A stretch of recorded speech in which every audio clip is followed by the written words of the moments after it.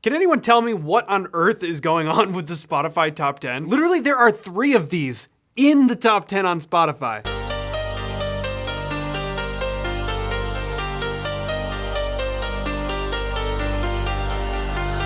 I'm good, yeah, I'm feeling alright. Baby, I'ma have the best fucking night of my life. And wherever it takes me, I'm down for the ride. This is odd. I feel like this is one of those contextual songs where, like, if you're, out with a bunch of friends and, I don't know, you're at like a club or something or a bar, like if that's your thing, I don't know, whatever it is, there's a context in which this could probably be pretty fun. We use pedal tones, guys, come on.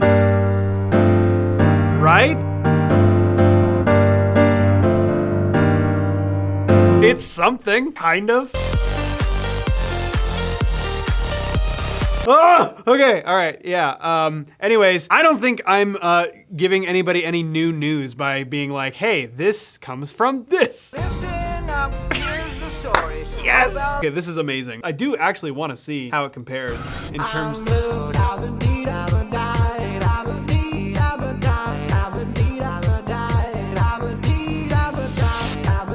Same thing. I mean, they literally just use the exact same.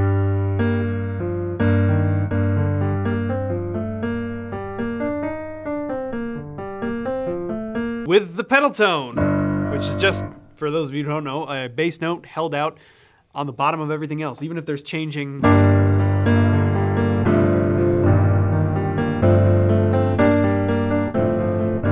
Something like that. Yeah, I'm gonna go ahead and give the win to the original on this one. As if that was up for debate. It's kind of like movies, right? It started to feel for a long time that there weren't any movies that weren't based on something, whether it was a book or a comic book or just a remake of something that was made years ago. Is that happening with music now? Are people just gonna start rehashing like all of the old stuff and then making not great versions of things now? But that was in the top 10. Here's another thing that was in the top 10.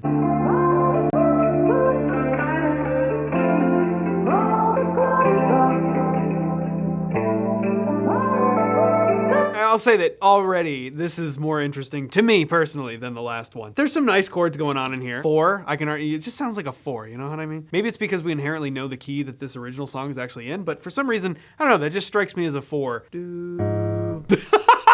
That wasn't even close.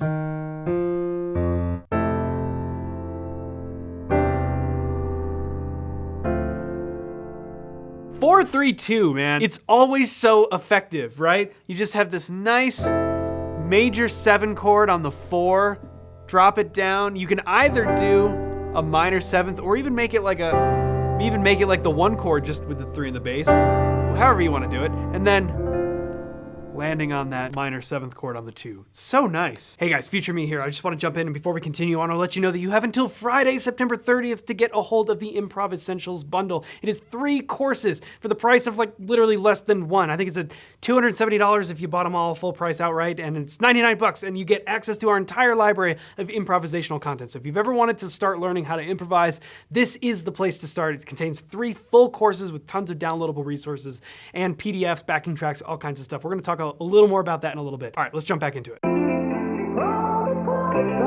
Oh, this doesn't even do that. It kind of does it. So it goes to the 1 and then to the 2. 4.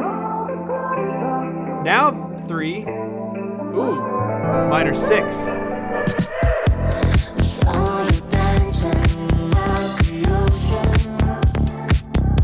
Yeah, this is much better. It kind of has a little bit of that. I remember we actually did a video about Dua Lipa and that, what was it? Don't Start Now? Is that what this song's called? With the bass line? That kind of throwback feel that's been happening in a lot of pop music, I feel, lately. I'm not opposed to it because there are versions that are better and there are versions that are not as good. But like overall, that type of groove, it's a nice groove. 1, 2, let's go back to the 4, 3, yep, minor 6. Is that gonna be the whole thing? Yep.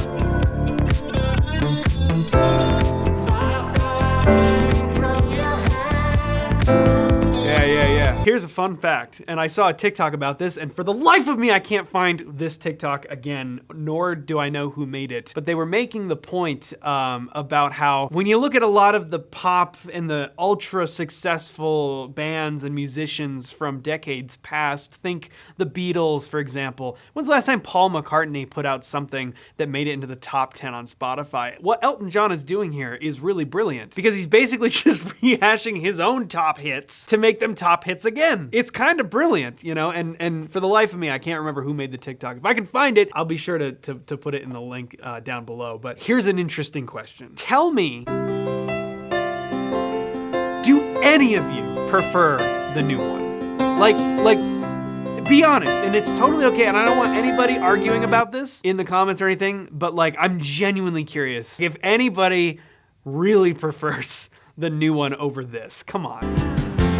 Hold me closer, tiny dancer. Count the headlights on the highway. Come on. Get out of here. I can't see a great argument to say that this remake even comes close. Now, granted, that's not necessarily what they're trying to do, right? They're trying to create something that can be pumped through clubs that people can be like, oh my God, yes, I love this song, and all that stuff, right? And that's fine, I guess, but man, Elton John, whew.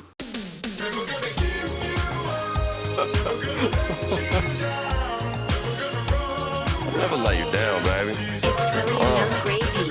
Hey, with your baby mama at the crib and blow her back out. Shorty Filipino and she call me Manny Pacquiao. Alley-oop without the hoop, they call me Jerry Stackhouse. Dazing out in public, but your mama made me snap out. This is amazing. This I love. Now, I've literally listened to 30 seconds of this, but what I'm getting is just this purely 100% self-aware music that like knows it's kind of goofy, but kind of for fun. And you know what? The sample is kind of good. Like, it works. And of course, the original Rickroll is actually made up of some pretty nice harmony.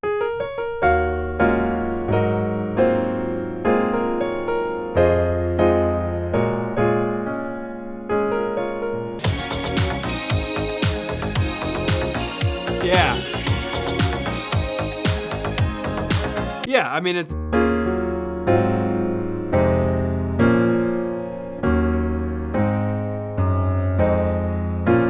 Two, 5, 3, 6. If we're looking at the key of D flat major, assign them all numbers. 1, 2, 3, 4, 5, 6, 7. That brings us back to our 1, and we just go 2, 5, back down to 3, up to 6. That's it. Build them on chords.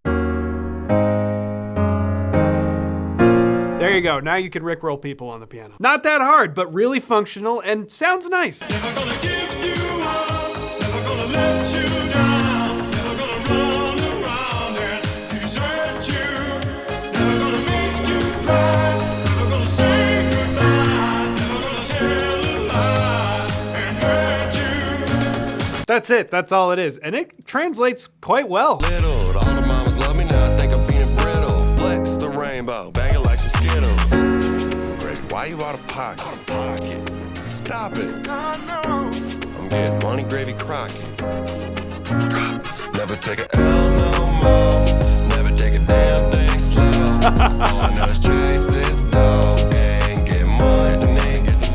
Never gonna take no. Yeah, that one deserves a spot on the top 10 for sure. Like, I'm half joking, but I'm not even joking. Like, I actually love this. It's just such an interesting thing to me. I don't know. We were looking through the Spotify top 10 being like, is there anything cool happening that we should be talking about? And we just see these 3 things that are built on old stuff that have somehow been revamped, and some with great effect, and then some with maybe a little less great effect. Which one of these is your favorite? Do you love them all? Do you hate them all? Or are there better ones out there that I should know about? Because this is a fascinating phenomenon to me. It's really smart on some level, especially for the original composers of some of these songs. Make no mistake about it, Elton is making a killing off of Britney Spears topping the charts this week. And good for her, too. Anyways, that's today's TikTok-fueled bizarre occurrences in in the music industry. There is literally no predicting what could possibly be next. Let me know your thoughts in the comments below. Hey, and a quick reminder, you have until Friday to get a hold of the Improv Essentials bundle. It is 3 of our improvisational related courses. That's our entire library of improv related content.